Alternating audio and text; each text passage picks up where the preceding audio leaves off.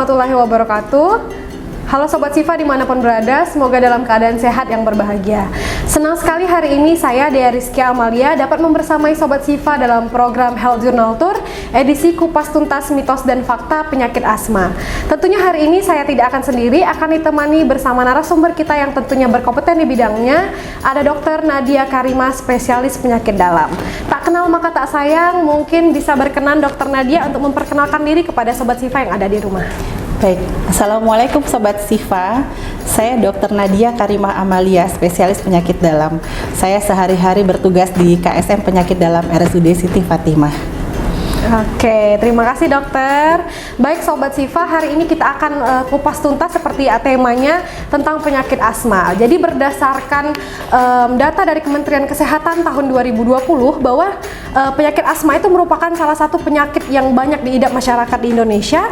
Dengan data yang tercatat itu adalah jumlah penderita penyakit asma di Indonesia sebanyak 4,5% dari seluruh jumlah total penduduk di Indonesia. Artinya sebanyak 12 juta lebih orang yang mengidap penyakit asma di Indonesia itu sendiri. Tentunya angka ini sangat masif ya dokter. Oleh karena itu ada baiknya kita untuk membahas tentang penyakit asma ini agar bermanfaat bagi kita dan bagi Sobat Sifa yang ada di rumah. Tentu saja dok, Sobat Sifa yang ada di rumah harus tahu dulu sebelum kita mengupas tuntas apa itu sih dok penyakit asma itu sendiri. Asma itu sendiri adalah suatu kondisi atau kelainan akibat peradangan kronis pada saluran nafas yang dapat menyebabkan hiperreaktivitas daripada saluran nafas itu sendiri, sehingga akan menyebabkan gejala episodik yang berulang seperti sesak nafas, mengik, dada terasa berat, serta batuk terutama pada malam dan dini hari. Nah, kemudian dok, bagaimana sih, apa sih bahayanya si penyakit asma ini dok? Mungkin bisa dijelaskan? Baik, jadi kalau penyakit asma ini kita biarkan saja atau tidak kita obati, maka dia akan dapat menimbulkan sesak hebat secara mendadak yang akibatnya nanti sel-sel di dalam tubuh kita akan kekurangan oksigen yang akan bisa menyebabkan kondisi kejang, tidak sadar, bahkan bisa sampai kematian. Oke, jadi penyakit asma ini menimbulkan gejala yang cukup berat, berbahaya ya dok. Jadi mungkin bisa dijelaskan lagi dok, apa sih sebenarnya faktor penyebab si penyakit asma ini? Baik, jadi kalau faktor penyebab atau faktor resikonya tentunya dia harus ada genetik atau faktor keturunan yang nantinya akan berinteraksi dengan faktor-faktor pencetus sehingga dia dapat menimbulkan serangan. Nah, faktor pencetus ini tadi macam-macam, bisa berupa asap, rokok, bisa juga merupakan debu atau juga serbuk sari dari tanaman atau tumbuhan, kemudian asap rumah tangga, bisa juga dari kapuk atau debu pada kasur ataupun bantal. Nah, itu salah satu beberapa pencetus. Ada juga dari bulu-bulu binatang maupun faktor cuaca. Oke, jadi itu tadi faktor penyebabnya bisa dari genetik, kemudian ada faktor berinteraksi pencetusnya. dengan faktor pencetusnya. Oke, kemudian dok, mungkin bisa dijelaskan lagi apa sih tanda dan gejala yang spesifik, mungkin bisa dijelaskan pada Sobat Sifa? Baik, jadi untuk asma ini sendiri bervariasi ya keluhan-keluhan pasiennya. Jadi ada yang datang dengan keluhan sesak nafas, kemudian ada juga yang datang dengan keluhan dada terasa berat, ada juga yang datang dengan keluhan mengik, jadi kalau dia bernafas bunyi ngik-ngik gitu ya. Kemudian ada juga yang keluhannya sering batuk pada malam hari sampai dini hari. Oke, beberapa itu gejala dan tandanya. Gimana cara dokter untuk menegakkan diagnosis penyakit asma? Baik, untuk diagnosis penyakit asma sendiri kita menegakkan diagnosisnya dengan anamnesis atau wawancara, kemudian pemeriksaan. Untuk wawancara tadi ya kita bisa tanyakan gejala klinis yang sering dirasakan, kemudian ada atau tidaknya faktor keturunan tadi ya, penting juga itu.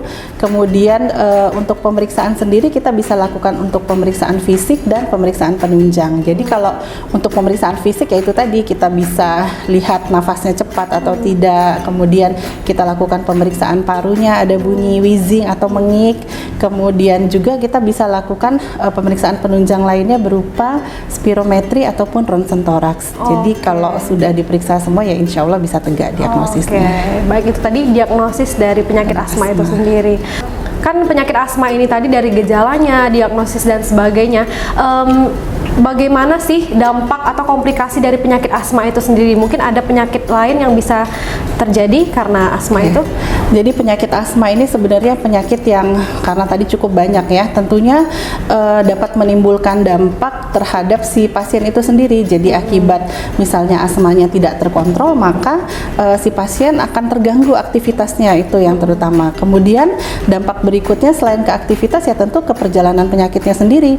Apabila dia tidak diobati, tidak dikontrol, maka dia akan sering terjadinya serangan asma atau eksaserbasi. Itu juga tidak baik untuk si pasien itu. Kemudian dok, mungkin bisa dijelaskan kepada Sobat Sifa yang ada di rumah bagaimana sih cara kita nih untuk mencegah si penyakit asma ini? Adakah cara-cara atau tipsnya mungkin dok? Jadi biasanya kan penyakit asma ini adalah penyakit yang kronis ya. Tentunya juga si penyandang penderita penyakit asma ini juga harus mengidentifikasi atau mengenali faktor pencetusnya itu. Jadi intinya kalau sudah tahu, maka pencegahannya adalah menghindari faktor pencetusnya. Kemudian dia juga harus rutin kontrol ke dokter. Kemudian dia menggunakan pengobatan yang dianjurkan oleh dokter secara rutin dan teratur sehingga tidak terjadi episode-episode serangan. Oke, jadi penyakit asma ini bisa dicegah dengan menghindari faktor pencetus itu sendiri ya dok. Nah kemudian dok, mungkin ada nggak sih program dari pemerintah atau program nasional mungkin yang benar-benar dibuat untuk penyakit asma ini? Sejauh ini kalau programnya ya intinya tadi ke pencegahan tadi ya. Jadi kalau kita mau mencegah seseorang tidak untuk terjadi penyakit asma itu rasanya belum ada ya, karena ini keterlibatan faktor genetik tadi. Benar. Kemudian untuk pencegahan si penderita asma tadi yaitu tadi menghindari faktor pencetus tadi, memang harus pertama identifikasi, kemudian kita bisa lakukan pencegahan. Oke. Bagaimana sih dok pengobatan asma itu sendiri?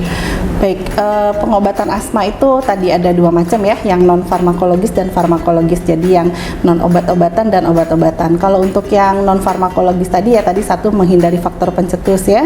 Kemudian kalau untuk yang farmakologis sekarang sudah banyak sekali modalitas terapi untuk penyakit asma. Jadi kita menyesuaikan dengan grade-grade-nya gitu ya. Jadi kalau memang pasiennya asmanya terkontrol ya kita cukup memberikan obat-obatan yang bersifat kontroler gitu ya. Tapi kalau pasien-pasien yang sering kambuh, terus resiko eksaserbasi atau serangan yang tinggi, maka kita harus tambahkan juga untuk reliever serta controller. Jadi semua modalitas terapi itu sudah tersedia di rumah sakit kita. Oke.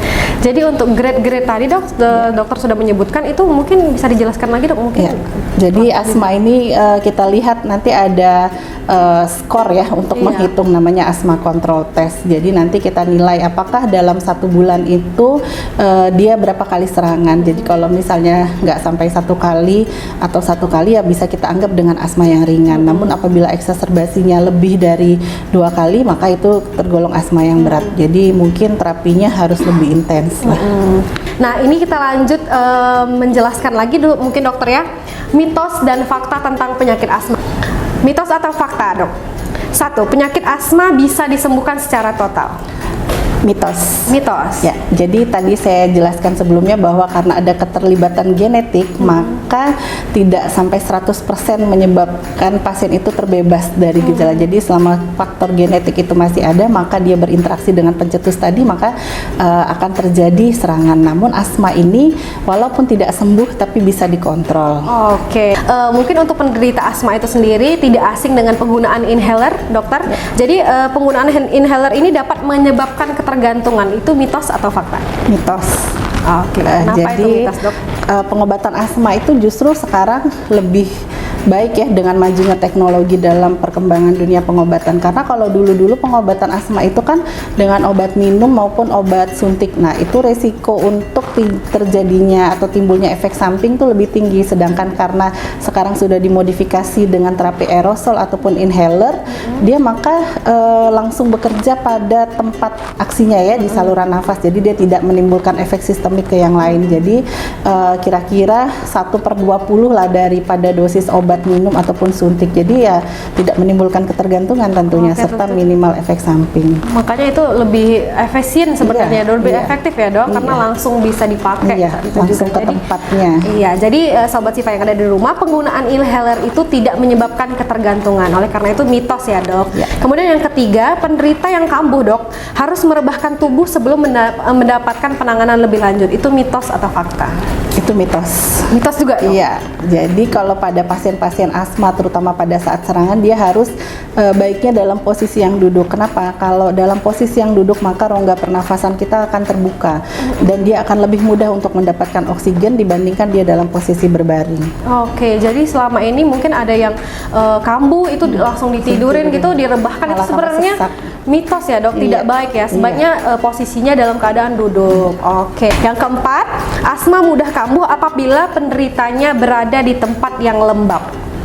Mitos atau fakta? Itu mitos. Mitos juga. Justru pada pasien-pasien asma lebih baik dalam kondisi udara yang lembab, dimana kalau udara yang lembab ini kan banyak uap air, jadi sehingga dia tidak mengalami kondisi kekeringan pada saluran nafas sehingga tidak akan memicu terjadinya serangan. Oke, jadi itu mitos ya dok. Mitos. Dia juga sekarang baru tahu juga dok, karena kan selama ini mungkin udara lembab, mungkin di ruangan yang tertutup itu biasanya orang hati-hati loh nanti asmanya kambuh gitu ya dok. Tapi ya ternyata, tergantung itu tadi kan memang lembab. Tapi kalau misalnya lembab tapi daerahnya berdebu, nah itu bukan karena kondisi lembab, banyak faktor pencetus di sekitar kita juga ya dok. Jadi untuk udara lembabnya sendiri ternyata tidak ya dok, tidak menyebabkan serangan. Oke. Yang terakhir dok, penderita asma ini tidak boleh berolahraga. Itu mitos atau fakta? Mitos lagi. Mitos lagi. Ya. Jadi pada pasien asma tetap perlu olahraga ya. Jadi untuk menjaga kebugarannya serta olahraga yang disarankan ya tentunya olahraga yang ringan, yang tidak terlalu berat dan tidak menyebabkan pasien kelelahan. Jadi pada pasien-pasien asma ini untuk olahraga sendiri bisa dengan olahraga seperti renang ya, dia untuk melatih saluran nafasnya, atau seperti jogging, itu lebih dianjurkan. Justru dianjurkan berenang dan jogging. Mungkin olahraga yang ringan ya dok, jangan yang terlalu berat gitu yang tidak menimbulkan kelelahan yang sangat. Oke, baik, itu tadi mungkin penjelasan dari Dokter Nadia Karimah, spesialis penyakit dalam. Terima kasih dokter. Jadi sobat Sifa yang ada di rumah, penyakit asma ini merupakan penyakit yang sangat penting untuk kita ketahui dan waspadai karena banyak sekali masyarakat Indonesia yang mengidap penyakit asma itu sendiri. Terima kasih untuk narasumber kita hari ini, ada Dokter Nadia Karimah, spesialis penyakit dalam, untuk meluangkan waktunya memberi informasi dan edukasi kepada sobat Sifa yang ada di rumah. Dan terima kasih juga sobat Sifa yang ada di rumah sudah menyaksikan program Health Journal Tour di YouTube RSUD Siti Fatimah Provinsi Sumatera Selatan, dan jangan lupa terus untuk ikuti program-program kami selanjutnya di channel YouTube RSUD Siti Fatimah Provinsi Sumatera Selatan, dan ikuti juga Instagram kami, sosial media kami di RSUD Siti Fatimah Provinsi Sumatera Selatan. Akhir kata, saya Dea Rizka Amalia undur diri. Wassalamualaikum warahmatullahi wabarakatuh. RSUD Siti Fatimah Provinsi Sumatera Selatan, we protect.